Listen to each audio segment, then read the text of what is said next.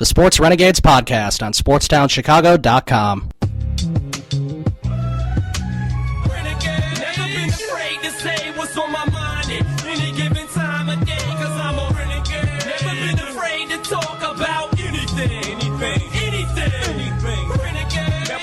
Okay, welcome into the Sports Renegades here on SportsTownChicago.com. I'm Ryan Stuprich. And I'm Ryan Risky.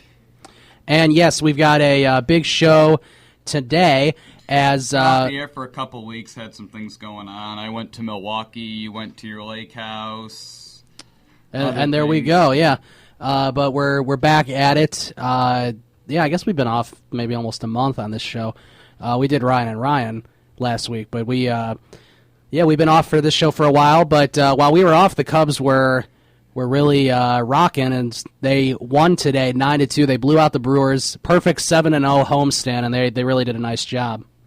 Yeah, and the odd thing was you and I went to separate games, and they won both in the of them. homestand. Yeah, no, we went to two different games in the homestand, and they won both of them. Yes, they did. That doesn't happen when we go this year. The game I was at Sunday was very exciting. Not a lot of offense, but it definitely felt like a playoff atmosphere. It was the loudest I can remember Wrigley Field being.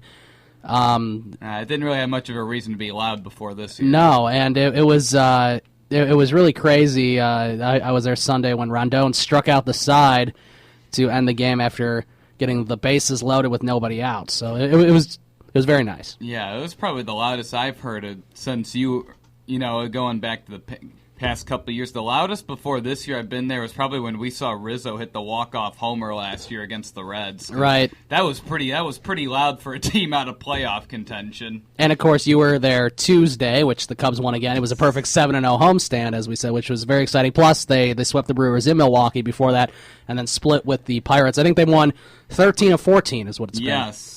Yes, and then they play the White Sox this weekend. Right, and they get to stay home, which is nice. They get to stay in Chicago, and then the Cubs are back home for a whole week. They play Detroit, and then a 4-game series with Atlanta. Yep, I'm going to the Wednesday game against Detroit and the Saturday game against Atlanta for John Lester bobblehead day. Of course, you got to pick out the bobblehead games. Those are usually at the beginning of the year when you decide the games I want. When I decide the games I want to go to, the top ones on the list are always the bobblehead games. Of course. I think that would be on the top of anyone's list. I mean, I love bobbleheads too, so I remember does. You and me bought Bulls tickets just because we were finding a day to go, and then the day I was like, hey, it's Taj Gibson bobblehead. Yeah, that's a nice bobblehead too. We might want to meet a little earlier. It's a nice bobblehead too. Yeah, I didn't even realize that until I think it was 1 o'clock in the afternoon. I was planning on leaving at 3:30, and I was like, oh, wow. How did I not know that today was Taj Gibson bobblehead day? Yeah. The Cubs game today, it was really nice to see Lester, continue to be really good. He struck out 10. The entire pitching staff as a whole has just been doing phenomenal. They've been really good. It was nice to see Dan Herron pitch well earlier in the week, which was good to see after he had a rough outing. Not a horrible outing, but a rough outing in Pittsburgh. But John Lester did a nice job. He only gave up those 2 runs, which was nice, and then the bullpen shut it down. And the best part is you didn't have to use Strop or Rondon. Right. Did Grimm pitch today? I think he did. He might have. I know Travis Wood closed it out for the and Mott pitched in the 7th inning. Yeah, the bullpen's been an issue. That San Francisco series, it was shaky in those last 2 innings. Except it's been nice seeing the starting pitching do so well because it's just been so good. It was Mott, Hunter, and Wood today. Yeah, Mott, Hunter, Wood. That's good. They didn't even have to use Grimm.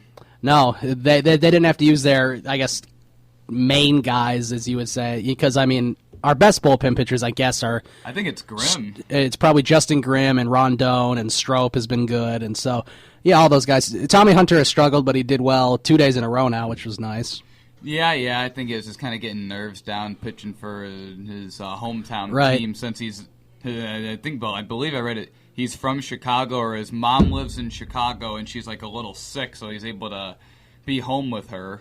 The nice thing about, especially these last few games, they've been nail-biters for the most part. Not today, but the first 2 games, they were nail-biters, and of course, Montero hit a walk-off last night, which was nice to see. After Rondon, he did give up a run in the top of the 9th last night, but it was on a wild pitch But, I think that's not the worst thing. I mean, he was on such a roll, and, he came back down to earth a little bit. But, it wasn't a big deal. An inning and a half later, you get to see the walk-off by Montero. Yeah, it's probably good that Rondon's been saving these outings that he gives up runs for the Brewers, right? Instead of the Giants and the Pirates. I mean, that's right. In Milwaukee, he gave up a run or two in the end of that inning too. Cubs and White Sox got a huge series coming up. They do, and the Sox too are coming off of a big series for them anyway. It matters. Yeah, we'll get more into the false hope of the Chicago White Sox this season. As I tweeted out earlier this afternoon, we'll be talking about the false hope that they're giving their fans, but the Cubs' hope is real, that's for sure. Yeah, it is, and just the dumb and absurd comments made by David Robertson and Ken Harrelson yesterday. Yeah, that was interesting. Wow. I blew the game because Mike Scioscia was blocking home plate when he was arguing with an umpire. What kind of excuse is that to blow a game? Mike Scioscia was standing in front of home plate while he was arguing with the umpire? Right. I mean, he's just doing his job. I don't know. John Lester improved to 8-8, which was nice. I remember after that game against the White Sox that he pitched, his record fell to 4-8, and I was so frustrated with Cubs fans, like, oh, John Lester's a bust. We need to get rid of him. Why is he pitching so bad? And his ERA in the second half is like, what, 2 point something? Not even. Yeah, well, after that game, his ERA was still like 3.50 or 3.60, and I'm thinking It was just high really early in the season. I mean, it's been down since May. Yeah, and the thing is, like, people are like, oh, well, explain the first inning. Well, he gave up 2 runs in that first inning. That's about it. People need to stop complaining that John Lester pitched bad when he actually pitched pretty well, considering that the 3 runs the Sox scored in the 7th wouldn't have happened if Chris Bryant turned a double play instead of throwing the ball into the seats. I think besides that outing, I mean, he's been pretty good ever since that series way back against the Marlins. Against the Marlins in Miami. I mean, other than that, he's been stellar. Right. And the Dodgers game. I think that he didn't pitch well in the Dodgers game. That was probably his last bad game. Right, and that was well over a month ago. He's had 4 or 5 starts since then, so he's done a really nice job. Kyle Schwarber got back on track. He was in a little bit of a slump. He was batting like almost 400 before. His average is now at 330. I think it was 313 coming into today, and he hit 2 home runs today. Yeah, he almost hit a home run on Monday or Tuesday. Yes, as well. He flew out right in front of the ivy. Yep, he certainly came close that time. Coghlan continues to bat third. I think the reason why they're not messing with it is because the Cubs are now 11-0 when Coghlan bats third. Yeah. I mean, I know he didn't do anything, but the funny thing is he's the weak link in the lineup. Yeah, he is. And when Coghlan's your weak link in the lineup, I mean, he's not batting terribly, but he could be batting much better than I think 248 or something like that. Actually, it says 244. He's batting 244. His on-base percentage is really good. I believe it's in the 340s or 360s. Yeah, and I mean, he hits the occasional home run, which really helps the Cubs a lot. What he doesn't do is drive in runs, and I think really one of the reasons that Joe Madden likes that lineup right there, Schwarber, Coghlan, Rizzo, so 4 much lefties, is exactly because when the opposing manager is going to bring in a lefty to face those 3. Okay, he faces Schwarber, you pinch hit Denorfia, and then Rizzo just destroys lefty. So it's not like a manager's looking really good for bringing in a lefty because that's what happened against the Brewers. And the Thursday night game that I went to, which was one of the Thursday nights we didn't have our show, it was 1st and 2nd and no outs for the Cubs. I think Schwarber popped out. This was in Milwaukee, right? This was in Milwaukee. Schwarber Craig Counsell brought in Will Smith, 1st and 2nd, no outs. Schwarber popped out, and Denorfia pinch hit for Coghlan and flied out, except that's what you want in that situation. And Rizzo hit that 3-run homer, and really, in my opinion, that was awesome. That 3-run homer turned around the whole season. Was literally, if they make the playoffs, we're going to look back to that home run and know that was the turning point in the season. Yeah, I think we're going to look back at that. We're also going to look back at that series against the defending champs. The San Francisco Giants. I mean, sweeping 4 and the adversity that the Cubs had to face in those last few games against the Giants. I mean, on last Thursday, they held on to one, I think 5-4.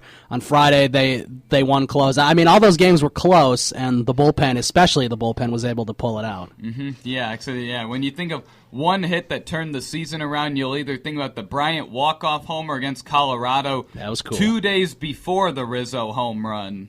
Right. That's right. And or it might have been 3 days. Except I remember. But they definitely got their swings back from that. Yeah, and I just remember.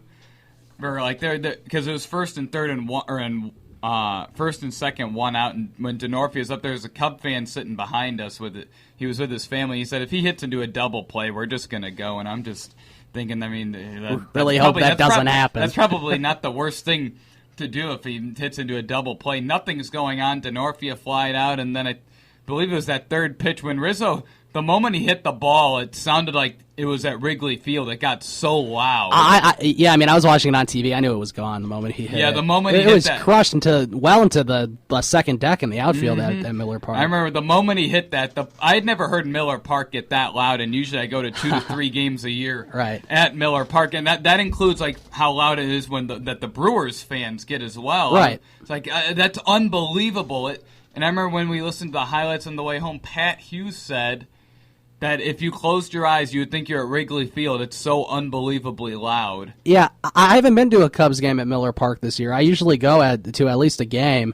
I haven't been this year, but they do play at the end of the season, and that could really mean something. It definitely won't mean anything to Brewers No, fans. but the Cubs close out the season in Milwaukee, so that'd be kind of cool. Maybe I'll go up there for that. I'm only about an hour away from Milwaukee, so it's really not that bad. Mm-hmm. Tomorrow, the Cubs play the White Sox, and that's Hendricks against Samardzija. Yeah, and also, I mean, that Rizzo home run, that was really the start of this long streak of winning games. Because I believe they, I think they got no hit by Hamels. I was at that game. I was at the game before the no-hitter when Mott and Soriano blew the game. Then they got destroyed on Sunday. Bryant, I believe, hits the walk-off home run on Monday. Tuesday, they lose. Wednesday they win an afternoon game. And that was the game Rizzo hit like a home run that barely nicked the foul pole. That's where the streak started. It started with that Colorado win, and then they haven't lost since the one in Pittsburgh. It really, really looked like they were going to lose that Thursday game against the Brewers, and then Anthony Rizzo had other ideas. And all I remember is the moment he hit that, Craig Counsell started walking out of the dugout with his head down, and he was shaking his head with his head at the ground. Right. It doesn't matter who you bring in to face Rizzo. It doesn't really. I mean, really you're doesn't. Probably better off just leaving a righty in. I mean, his batting average against the lefties is better. I mean, right, and I mean he does strike out, a good amount. So he walks like a ton. I mean, you can take your chances with it, but I mean, Rizzo was just able to muscle that one out. Yeah, I mean, strategically, it's the right move to bring in the lefty to face Rizzo, except it's not. In reality, it's not. And I remember Craig Counsell had the lefty Neil Kotz pitch to Schwarber, and he hit an opposite field home run that was probably 20 rows up in the left center. Right. And it's just unbelievable. And that's really part of the game. A huge part of baseball is hitting lefties. Where, like, if you look at a lot of the big left-handed hitters, like Adam LaRoche, David Ortiz, let's see, who else is there? Big left-handed hitters. There's a lot of them. Ryan Howard. Adam LaRoche. No. Yeah, I just said Adam LaRoche because he can't hit left-handed pitching either. Adam Dunn last year. We're gonna have to look at some rosters. If you think about it, a lot of them struggle against lefties. I mean, they can't hit left-handed pitching, and Rizzo dominates it, like he eats it for breakfast. I mean, yes, he does, along with his Wheaties. Right, and then there's Corey Dickerson, Justin Blackman, and Blackman I don't even think plays against lefties. Probably not. No, I don't think he plays against. Like a lot of these guys, when they get their day off, it'll be against a lefty. Where Rizzo, or sometimes they only play against righties, and with Rizzo, I mean, that's like a weapon, having a lefty that can a left-handed batter that destroys lefties like that.